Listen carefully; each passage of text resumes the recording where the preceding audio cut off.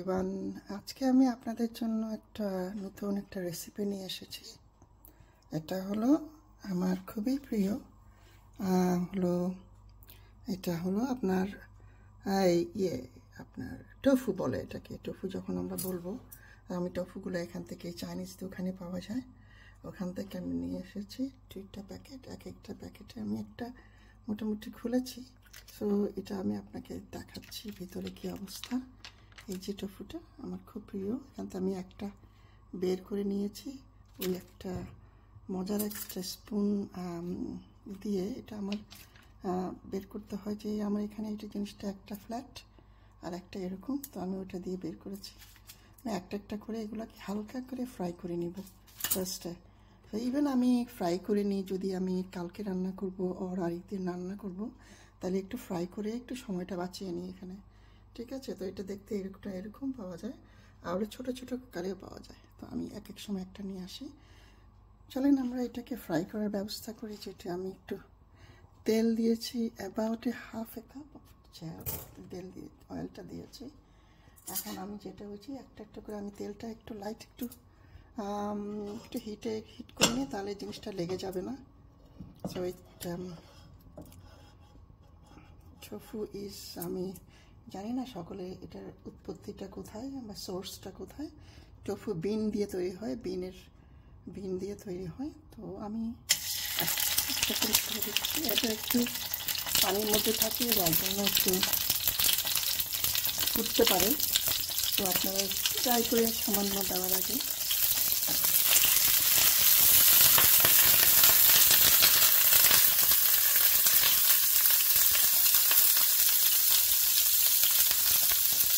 একটু সাবধানতা কেয়ারফুল হবেন। আমি একটা থেকে দিচ্ছি অনেকটা এরকম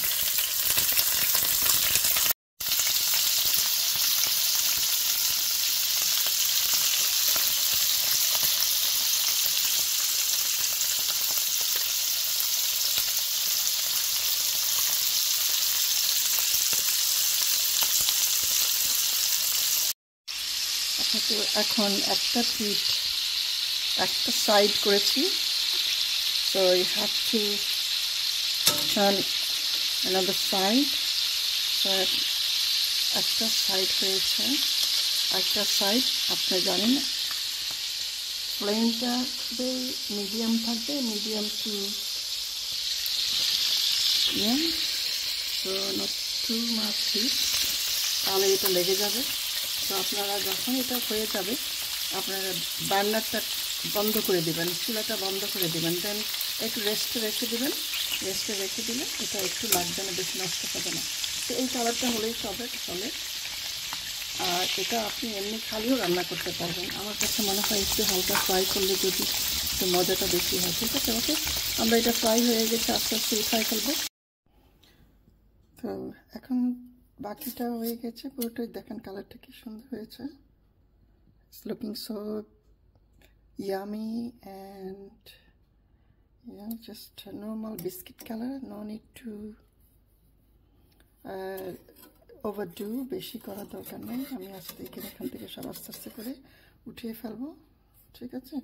তাও আপনি যেটা করবেন, প্রিপেয়ারটা করে রাখবেন একদিন আগে, বা যেদিন রান্না করছেন সেদিন একটু 2 ঘন্টা আগে বা 1 ঘন্টা আগে করে রাখবেন, তাহলে আপনার টাইমটা সেভ করতে পারবেন। তো এইভাবে আপনি ফ্রাই করে ফেলবেন, আমার কাছে ভালো লাগে।